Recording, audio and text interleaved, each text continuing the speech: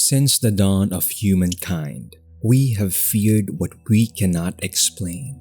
For primitive cultures worldwide, spirits of the dead persisting as ghosts was a real and terrifying prospect. In today's video, we will explore spine-tingling tales of prehistoric paranormal encounters and ancient ghost stories. We'll gain insight into how early humans made sense of unexplained phenomena that even today defy rational understanding. So, make sure you stick till the end. Imagine an inky night 40,000 years ago. A band of ancient hunter-gatherers huddles around a flickering fire, taking solace in its light and warmth. Suddenly, a bone-chilling wail pierces the darkness. The group falls silent, frozen in terror. To their primitive minds, this haunting sound surely signifies evil spirits lurking in the blackness beyond their camp. Moments later, the shriek sounds again, now accompanied by rustling in the nearby brush. The petrified humans grip their spears, scarcely daring to breathe. But nothing emerges. As quickly as it arrived, the presence vanishes into the night. While we may recognize the noise as that of a wild animal, to early humankind, experiences like this seemed to confirm that the spirit world regularly breached our own. From ancient Maya rituals, to summon dead ancestors, to Anglo-Saxon amulets warding off lingering ghosts, evidence abounds that paranormal beliefs dominated prehistoric cultures. Archaeological clues also reveal how profoundly spiritual beliefs shape early human existence. Cave paintings dating back over 40,000 years depict figures in animal-like masks dancing under a human-like spirit watching over them. Some researchers believe these images capture religious rituals where participants embody supernatural beings. By adopting these personas, perhaps our ancestors hoped to invoke powerful forces beyond their comprehension.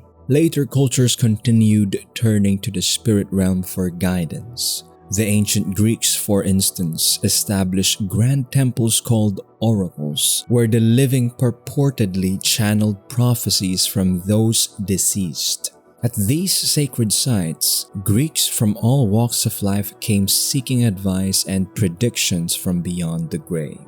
The Oracle of Delphi was among the most influential. Here, a high priestess known as the Pythia would enter a trance-like state and recite cryptic prophecies said to originate from the spirit of the dead oracle himself. People traveled for weeks to consult the ghost of Delphi before going to war, founding colonies, or making other critical decisions.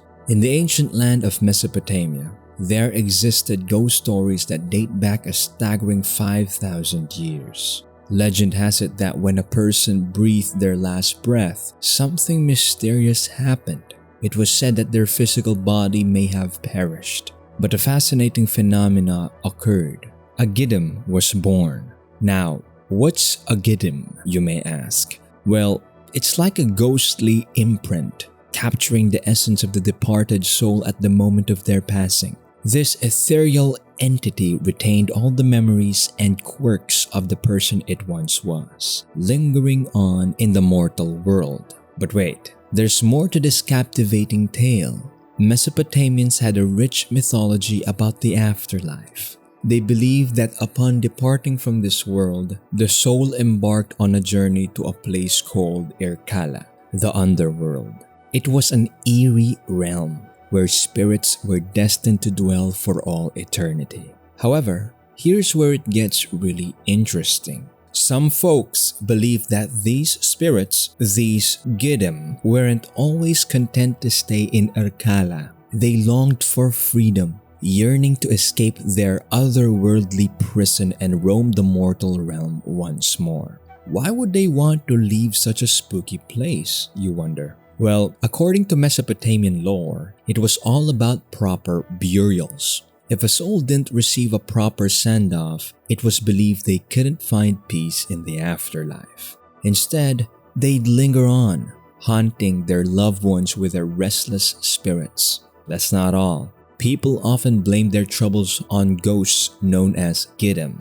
These spirits were believed to be the souls of the deceased. To appease these restless spirits, people offered prayers and sacrifices. One of the most famous stories from Mesopotamian times is the Epic of Gilgamesh. This epic tale tells of King Gilgamesh's quest to bring back his friend Enkidu from the afterlife. Gilgamesh desperately longs to reunite with Enkidu, even if it means encountering his ghost.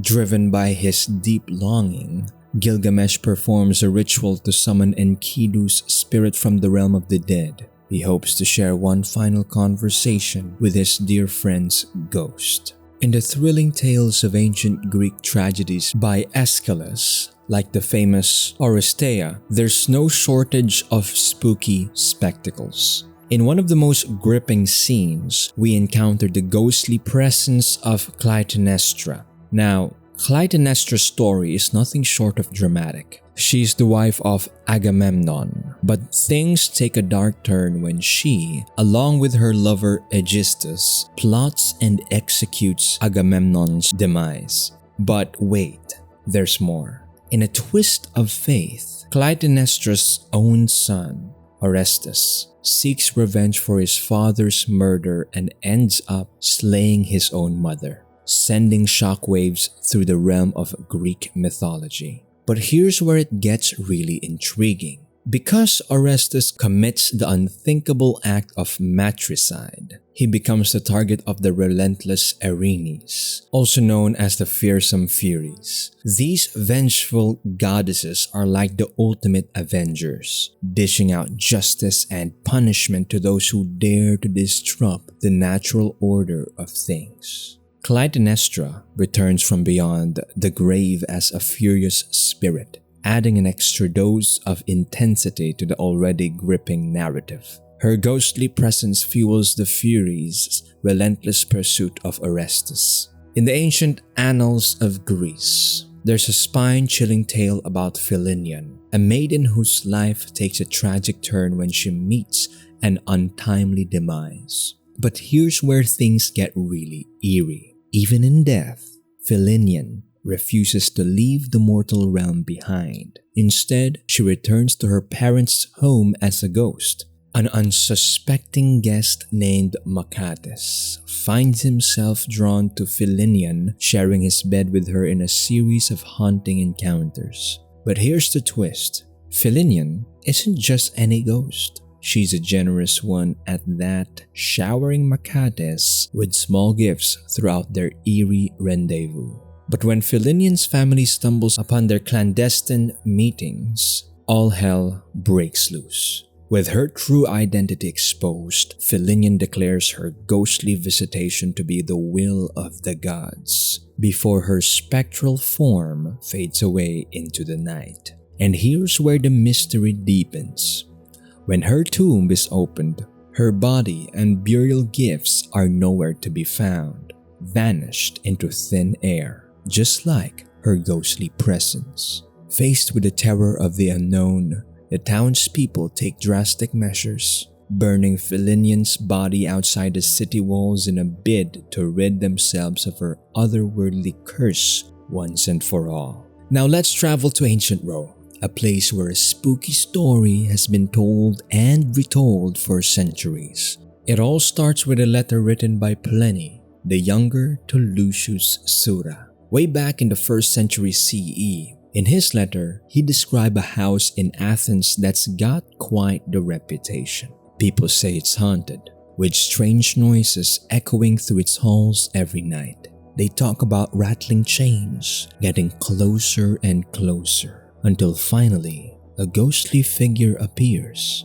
This specter, an old man with a long beard and skinny frame, is said to be bound by chains on his arms and legs. A wise philosopher named Athenodorus catches wind of this haunted house. Instead of running away like everyone else, he decides to do something bold. he buys the house and moves right in. One fateful night, as Athenodorus sits writing, he hears the familiar sound of rattling chains. But instead of panicking, he stays calm and continues with his work. Slowly but surely, the sound gets closer until it's right outside his room. When the ghost finally appears, waving a finger at him, Athenodorus isn't fazed. He simply tells the ghost to hold on and goes back to his writing. But the ghost is persistent, and Athenodorus eventually decides to follow it. The specter leads him to the backyard, where it disappears into thin air. Athenodorus marks the spot and waits until morning. The next day, Athenodorus tells the authorities what he's seen, and they dig up the spot he marked. Lo and behold, they find the skeleton of a man, bound in chains just like the ghost had been. They give the poor soul a proper burial, and from that day on, the house in Athens is free from hauntings. Even great wars were influenced by supernatural forces. Accounts from the 2nd century BCE describe how during the Gallic siege of Rome, the disembodied ghosts of fallen Roman soldiers were seen battling the living Gauls. These spirit warriors supposedly helped turn the tide, driving the barbarian invaders away and saving the city. Whether truth or myth, the story exemplifies how ghosts permeated the ancient mind. Of course, not all paranormal accounts were taken at face value. The writers Pliny the Younger and Lucian of Samosata recorded ghost stories widely considered suspect. In one tale, the spirit of a dead man begs a traveler to recover his improperly buried remains. But upon investigating the graveyard, the traveler unearths not a body, but buried treasure, leading him to doubt the spirit's claims. Still, even skeptics like Lucian acknowledged the persuasive hold otherworldly forces had over the psyche. He noted that no one considers whether the very thing which he is saying or doing is something real or something imaginary. People cling to belief, even when intellect hints otherwise. Nowhere was this truer than in matters of life and death. For while paranormal tales entertain, they also reveal profound truths about human hopes and fears. We see this in the ghost story of Rhodope and Hymus from Greek mythology. The pair dared to compare themselves to Zeus and Hera, angering the gods who turned them into mountains. But their plaintive cries still echo over the land, eternally bound together even in spirit form. At its heart, this age-old tale speaks to our mortal dread of separation in death.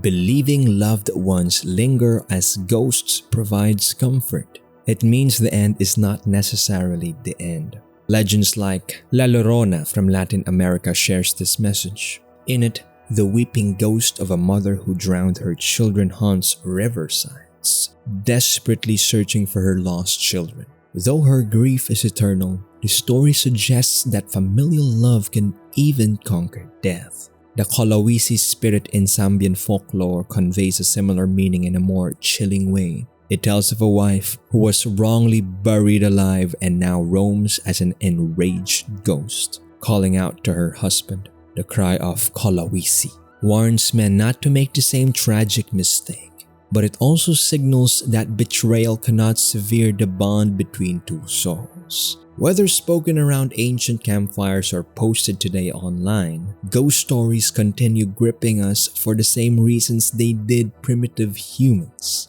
They reflect wonders and fears we struggle to reconcile with reality. If you enjoyed this video, please give it a thumbs up and consider subscribing to our channel for more fascinating content like this. Your support helps us continue creating informative videos to share knowledge with the world.